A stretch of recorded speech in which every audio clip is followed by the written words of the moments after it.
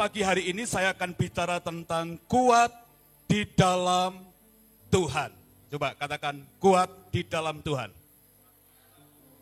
Ya, kita harus menjadi pribadi yang kuat di dalam Tuhan. Karena saudara sudah beberapa hari yang lalu, bahkan baru kemarin ya, BBM sudah naik. Sementara para petani harus memutar otak karena jagungnya banyak yang tidak hidup.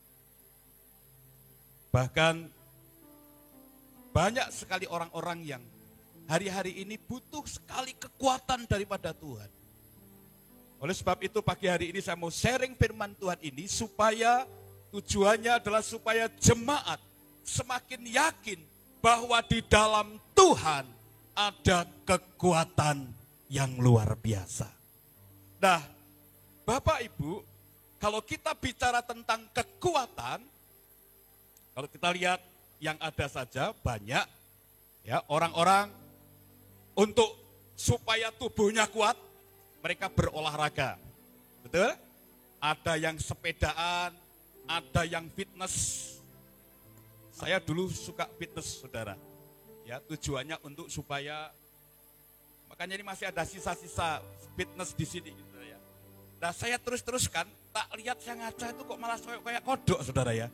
Jadi pendek, ininya melentuk gini terus jadi gini, Saudara. Wah, kayak kodok, Saudara.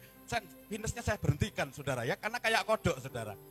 Ternyata memang sehat, tetapi lucu bodinya, Saudara ya, kan mentekol gitu kan pendek, lucu, Saudara ya. Kalau jalan terus jadi gini, Saudara. Wah, kan dilihat orang kan lucu. Olahragawan ya semua tujuannya adalah supaya tubuhnya kuat dan supaya dilihat orang seger, Saudara. Tetapi Saudara, itu hanya sementara. Kalau nanti sudah umur 70 tahun, sekuat apapun, sesehat apapun, tetap kulitnya sudah apa, Saudara? Keriput. Maka dari itu tidak hanya dibutuhkan kuat, sehat secara jasmani, tetapi rohani kita, iman kita pun harus kuat, Bapak Ibu Saudara. Harus kuat. Nah, mari kita baca Alkitab kita di dalam Efesus pasal yang ke-6 ayat yang ke-10. Efesus 6 ayat yang ke-10, Bapak Ibu. Ayatnya cukup pendek, kita baca bersama-sama, buka Alkitab kita. Kalau ada di LCD boleh ditayangkan, ya. Terima kasih buat anak-anak muda yang sudah melatih. Anak-anak muda sekarang yang melayani LCD, semua anak-anak muda ya, masih SMP, SMA, dan luar biasa anak-anak muda ya. Yuk kita baca ayat 10 dari Efesus 6. 1, 2, 3. Akhirnya hendaklah kamu kuat di dalam Tuhan, di dalam kekuatan kuasanya. Coba ulangi lagi sampai telinga kita mendengar. 1, 2, 3. Akhirnya hendaklah kamu kuat di dalam Tuhan, di dalam kekuatan kuasanya. Kalau ada kalimat akhirnya, berarti adalah sebuah apa, Saudara? Kesimpulan. Akhirnya hendaklah kita ini kuat. Dan kekuatan kita hanya ada di dalam siapa? Tuhan. Kita harus menjadi pribadi kuat dan kekuatan kita hanya ada di dalam Tuhan. Kenapa kita harus menaruh kekuatan kita kepada Tuhan? Di ayat yang ke-12 berkata, karena perjuangan kita. Ada sebuah kehidupan yang kita anggap sebagai medan peperangan atau medan perjuangan. Semalam saya ngajar kepada anak-anak muda. Kalau mau jadi pemenang, harus punya mental yang berani masuk di medan peperangan. Yaitu apa? Kenyataan hidup. Fakta kehidupan kita yang penuh dengan liku-liku. Itulah dunia peperangan kita. Tapi ayat ini, Saudara, lebih ke spesifik. Tidak hanya bicara dunia ini yang megah, yang menawarkan kemegahan, yang isinya adalah dosa dan dosa. Tetapi ayat ini berkata, karena perjuangan kita bukanlah melawan darah dan daging, tetapi melawan pemerintah-pemerintah. Ini pemerintah dalam tanda kutip, bukan pemerintah kita, bukan ya. Tapi pemerintah-pemerintah di udara. Perhatikan ya. Pemerintah-pemerintah melawan penguasa-penguasa, melawan penghulu-penghulu dunia yang gelap ini, melawan roh-roh jahat di udara. Iblis, roh jahat, ini senang sekali melihat anak-anak Tuhan yang sedang jatuh, melihat anak-anak Tuhan yang sedang gagal, melihat anak-anak Tuhan yang sedang sakit. Iblis senang sekali, dan ini kata Rasul Paulus yang menjadi musuh kita.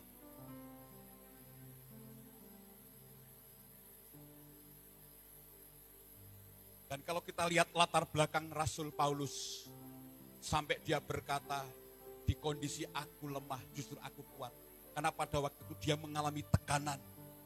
Dia seorang hamba Tuhan, tapi dia sakit epilepsi. Yang dikatakan ada duri dalam daging itu sakit yang tidak disembuhkan itu. Epilepsi itu. Dia mendapat tekanan batin. Dia seorang hamba Tuhan, tapi sakit. Budaya Yahudi, budaya Yunani, orang yang dianggap rohani, dianggap rasul, itu nggak boleh sakit. Karena dianggap setengah dewa. Orang yang suci tidak boleh sakit. Tapi Rasul Paulus mengalami sakit. Maka saya itu saudara, kalimat ini berkata, hendaklah kita kuat di dalam Tuhan. Kuncinya adalah, kalau kita mau kuat, kuncinya adalah, rahasianya adalah, tetap ada di dalam. Katakan di dalam. Bukan di luar, karena di luar Tuhan, ketoke kuat, tapi kita ini rapuh. Kelihatannya hebat, kelihatannya luar biasa, tapi rapuh. Karena firman Allah katakan, hendaklah kamu menjadi kuat, dan kekuatan kita itu ada di dalam Tuhan. Artinya kita harus bersama dengan Tuhan. Jangan sekali-kali keluar atau meninggalkan Tuhan. Karena ketika kita meninggalkan Tuhan, kita akan menjadi pribadi yang lemah, yang rapuh, dan gampang jatuh, saudara.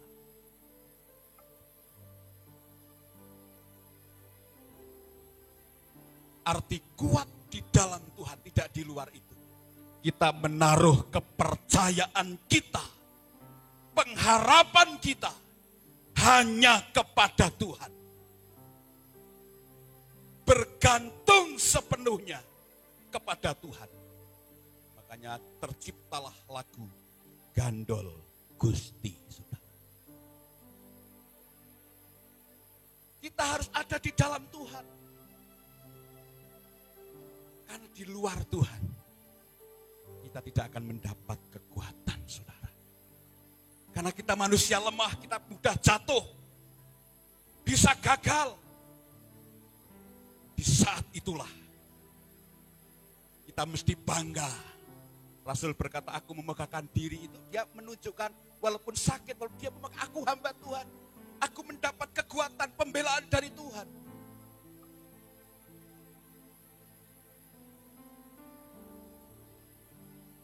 Saya tegaskan lagi dalam Efesus 1 ayat 19. Coba buka semua. Efesus 1 ayat 19. Saya yakinkan lagi di sini, saudara. Kita harus percaya bahwa kalau kita tinggal di dalam Tuhan, ada sesuatu yang ajaib yang sebenarnya Tuhan sedang kerjakan dalam hidup kita. Efesus 1 ayat 9, saudara. Berkata begini. Dan betapa hebat kuasanya. Kuasa siapa? Kuasa Tuhan. Betapa hebat kuasanya bagi kita yang percaya, yang sesuai dengan kekuatan kuasanya. Kuasa Tuhan yang hebat itu akan dinyatakan dalam hidup kita kuasanya yang luar biasa itu akan kita dapatkan kalau dikatakan ayat ini, kalau kita atau bagi yang percaya. Jadi kalau orang di luar Tuhan, dia percaya kuasanya enggak? Kita anak-anak Tuhan, jangan sekali-kali keluar dari yang namanya kuasa Allah.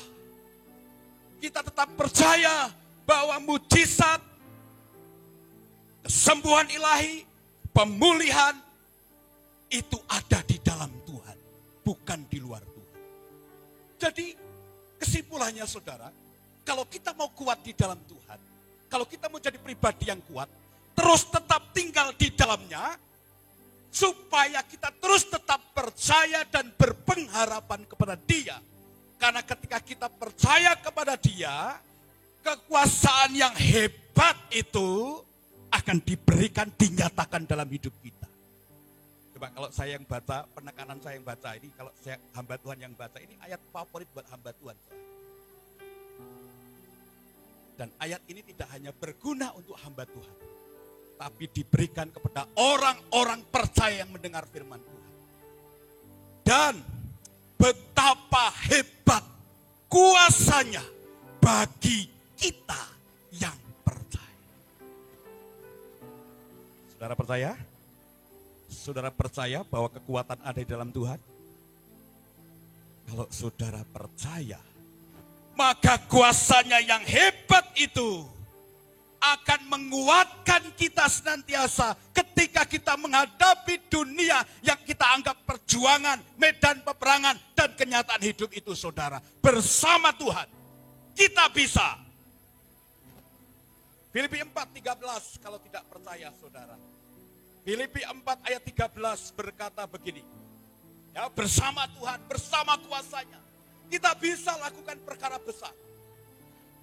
Filipi 4:13 berkata begini, segala perkara dapat kutanggung di dalam siapa? Di dalam siapa? Dia ini huruf besar saudara. Dapat kutanggung di dalam Dia yang apa saudara? Yang apa saudara? Yang memberi kekuatan kepadaku. Amin. Segala perkara dapat ditanggung, dapat kutanggung. Ku itu ada kuasa.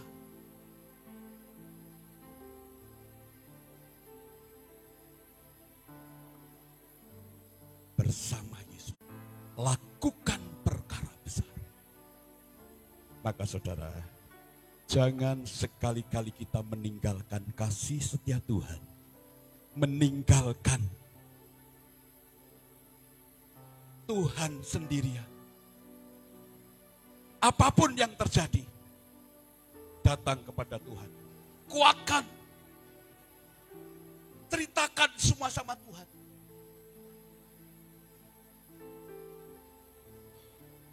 Dalam seminggu, hampir 2 minggu ini saudara, saya dan istri mengalami pergumulan yang sangat berat sekali.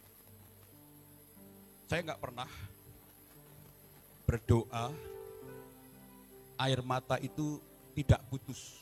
Kalau air mata tidak putus saudara ya, tes gitu ya. 3:30 itu biasanya saya doakan di pastori saudara. Tapi kali itu dibawa ke gereja. Kami sudah lemah. Secara roh kami sudah lemah. Secara fisik istriku sakit, saya sakit, anakku sakit. Anak saya yang di Lampung sakit juga saudara. Sakit dalam tanda kutip. Tidak hanya bicara kesehatan, sakit rohaninya juga bisa. Saya senderan di sana. Saya ambil tikar, saya ambil itu, alas doa, saya doa sini. Tuhan masih ngomong, jangan di sini. Posisikan kamu seorang jemaat yang sedang butuh sesuatu. Saya pindah di sana. Saya sender sambil gitaran gitu. Saya nggak tahu, air itu seperti selang mengalir saudara, dua ini. Ini semua basah saudara. Sekitar 10 detik itu seperti Tuhan cuma ngomong gini. Jangan sibuk dengan perkaramu. Lihatlah jemaatmu yang sedang butuh pertolongan Tuhan. Wah, di situ ngomong gitu Tuhan, saya tambah nangis. Jangan pikirkan hidupmu, keluargamu. Pikirkan umat-umatmu. Waduh. Justru di saat saya lemah, sakit, ketika saya datang tersungkur di hadapan Tuhan, saya amin. Seperti ada kekuatan yang baru ada di dalam tubuh saya. Itu yang dinamakan mendapat kekuatan di dalam Tuhan.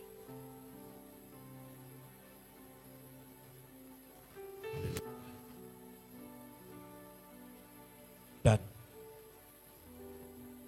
mungkin hari-hari ini kita mungkin sedang lemah. Mungkin sedang kehilangan kekuatan. Allah yang baik itu, Dia memberikan kekuatan kepada kita, saudara.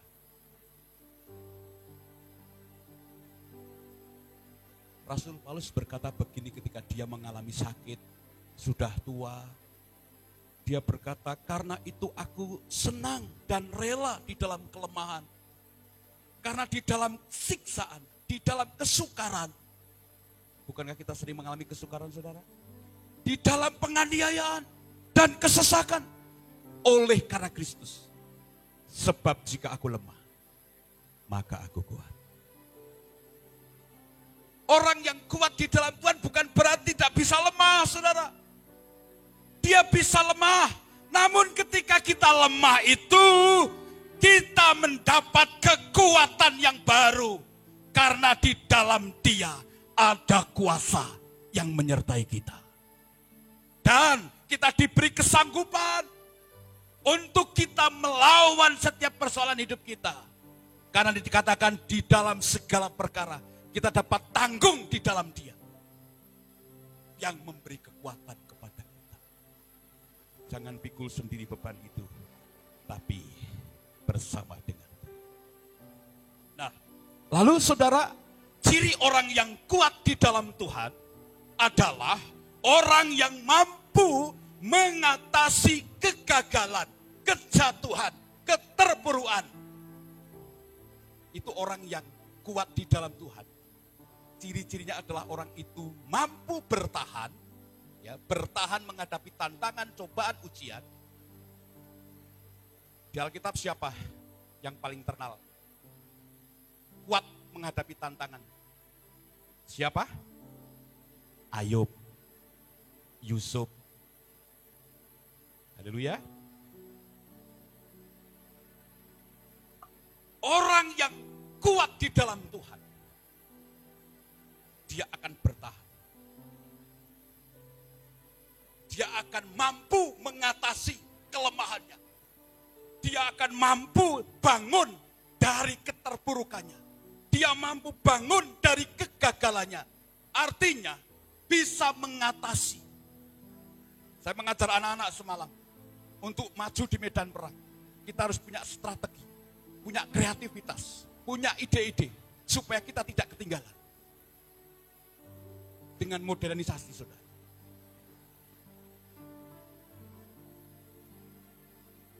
Artinya dunia yang semakin berubah ini, kalau kita tidak kreatif, tidak bertahan, tidak menjadi orang yang kuat, kita akan digilas oleh kemajuan zaman ini, saudara.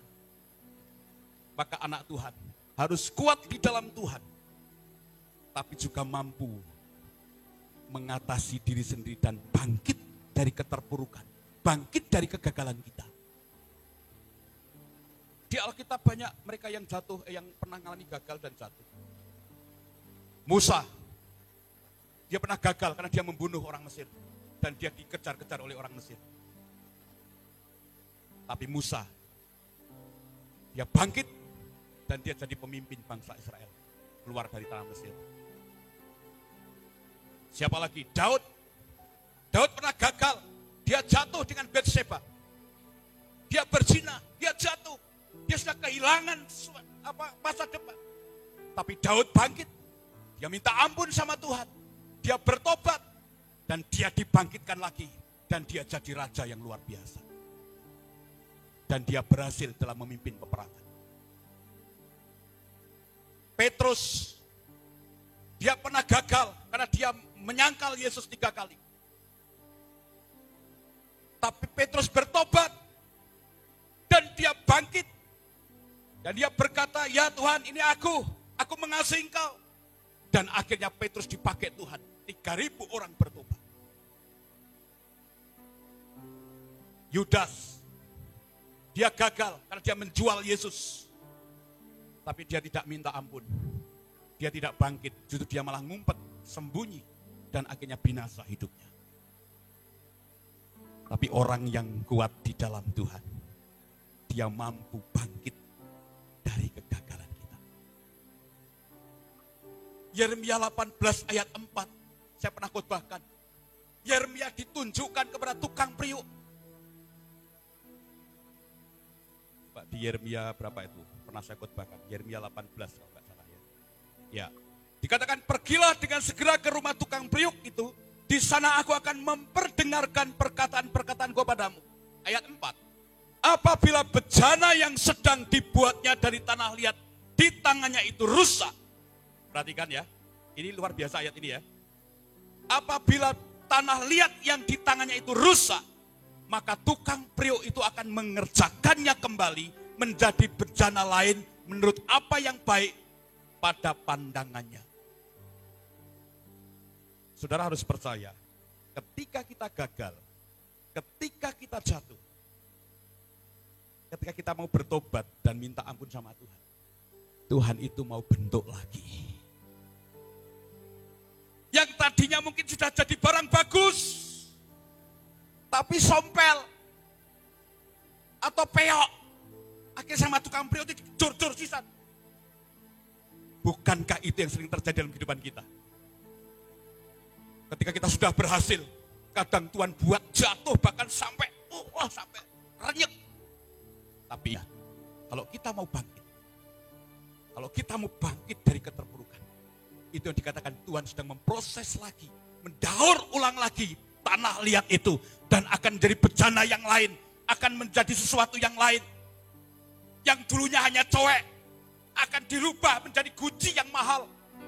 Mungkin dulunya cuman kendi biasa, tapi karena gagal dalam membuatnya, dihancurkan sekalian dan dirubah sama Tuhan, dibentuk walaupun sakit dan menyakiti, dan akhirnya menjadi mungkin guci yang sangat-sangat mahal. Yang terpenting adalah tetap kuat di dalam Tuhan, karena pembentukan Tuhan itu terus terjadi bagi orang-orang percaya. Kita bisa lemah, tapi di saat kita lemah Tuhan beri kekuatan.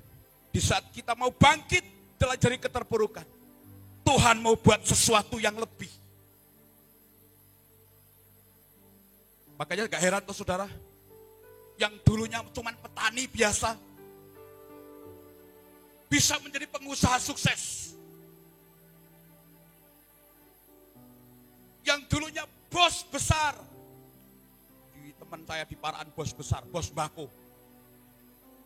Tapi karena bangkrut, tulanan bako bangkrut, karena tulanan bako duitnya ratusan juta saudara, sampai miliaran bahkan. Bangkrut, orang sudah mencemooh, orang sudah menghakimi, kok kan dosa dan lain sebagainya. Tapi karena orang itu mau bangkit, mau datang kepada Tuhan, minta ampun dan ikuti proses Tuhan, dan dia bangkit dari keterpurukannya. Sekarang jadi pengusaha apa saudara? Dia sekarang suka kalau keluar negeri berarti apa? Mengekspor ya.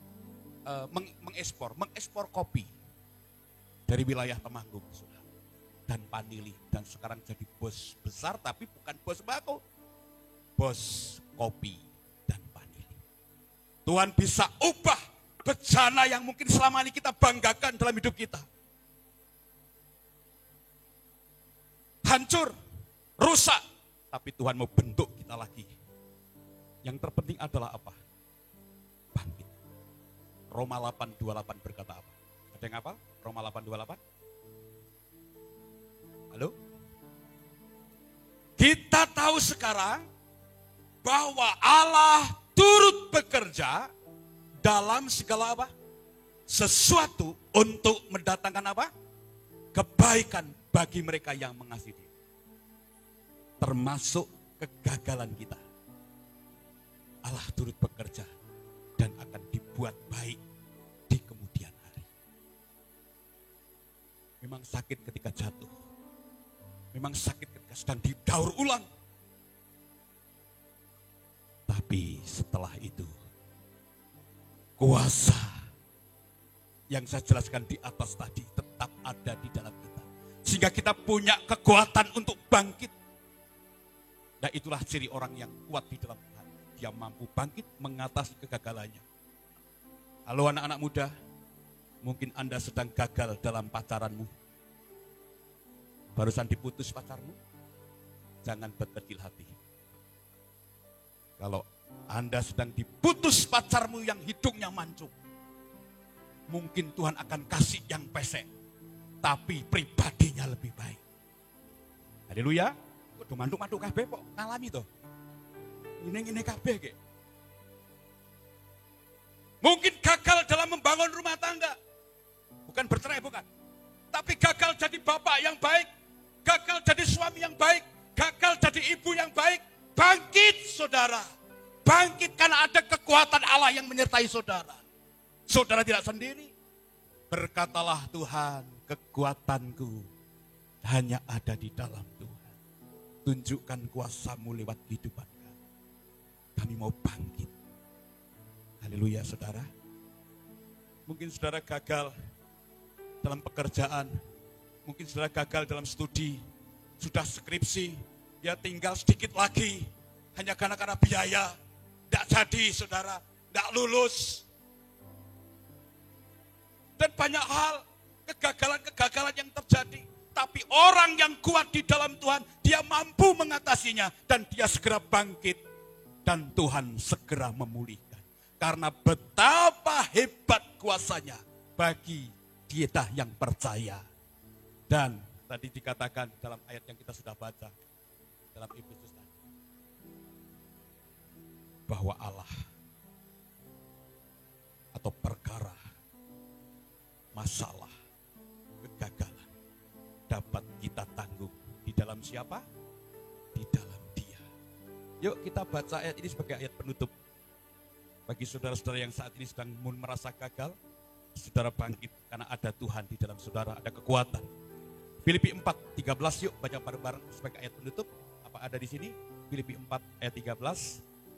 Ya, selagi laptop saya masih ada virusnya, saya belum bisa pakai PowerPoint saudara ya. Cari orang yang bisa memperbaiki laptop saya. Yuk kita baca, bisa muncul? Oke, yuk semuanya lihat LCD, kita baca sama-sama sampai telinga kita mendengar. 1, 2, 3.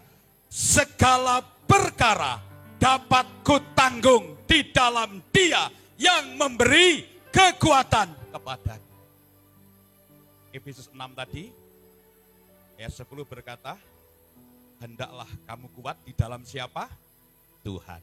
Rupanya ini jawabannya. Kenapa harus kuat di dalam Tuhan? Karena di dalam Tuhan segala perkara dapat kita tanggung. Ditegaskan lagi Roma 8:28 bahwa Allah turut bekerja dalam segala sesuatu untuk mendatangkan sebuah kebaikan. Jadi saudara, ketika saudara sedang gagal, sedang mengalami pencobaan, ujian, apapun juga peperangan hidup kita, mari kita mulai berkata bahwa semua itu dapat kutanggung di dalam Dia yang memberi kekuatan. Katakan amin. Tutup Alkitab kita saudara. Kasih D. Kekuatan di hidupku ku dapat dalam Yesus. Dia tak pernah tinggalkanku, setia menolong. Pelayan mimbar tetap di bawah. Pelayan mimbar tetap di bawah. Saudara akan dilayani, haleluya. Dalam Yesus, sekali lagi, kekuatan di hidupku Tuhan. Oh, kekuatan di hidupku. Mari nyanyikan dengan segenap hati saudara. Dapat dalam Yesus, Dia tak pernah tinggalkanku, setia menopangku. Mari kita berseru, berharap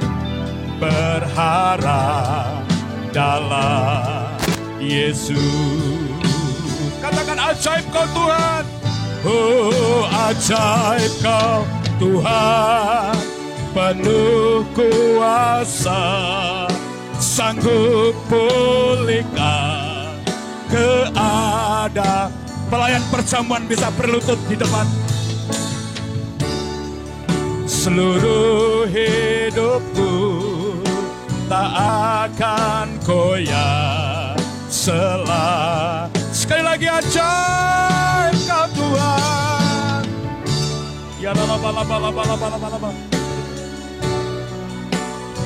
Haleluya.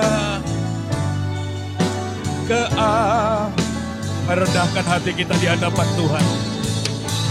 Layakkan pelayan-pelayan-Mu Tuhan. Layakkan pelayan-pelayan-Mu Tuhan.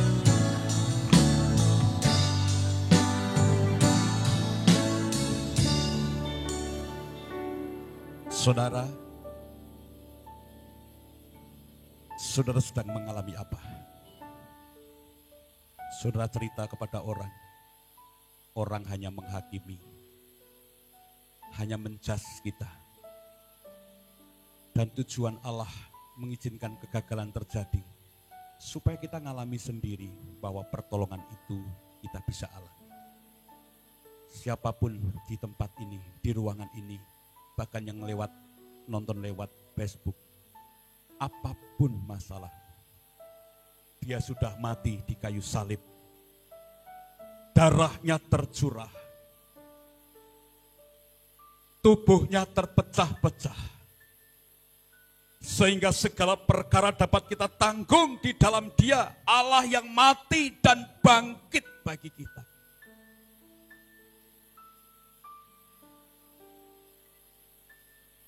Sebelum menjadi yang terpuruk dalam hidup kita, kembalilah kepada jalan Tuhan. Mulai mencari Tuhan, mulai mengandalkan Tuhan, mulai percaya bahwa Tuhan akan menolong kita. Tuhan memberi kekuatan dan kuasa-Nya dinyatakan dalam hidup kita.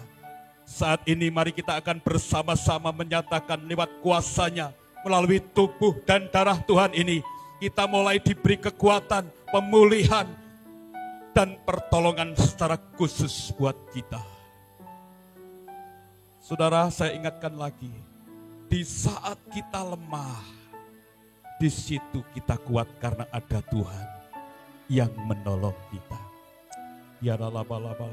Mari renungkan sejenak pengorbanan Yesus di kayu salib.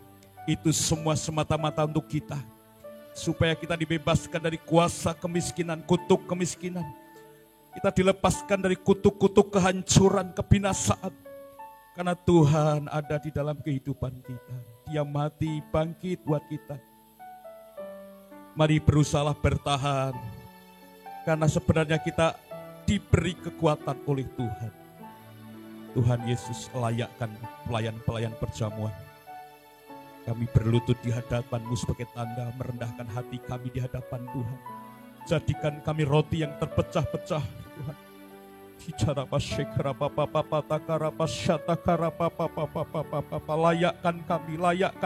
Layakkan kami melayani perjamuan Tuhan. Oh, layakkan jemaat-Mu untuk menerima tubuh dan darah Tuhan. Sehingga kami boleh bersekutu dengan Tuhan, mengalami kuasa kematian dan kebangkitannya.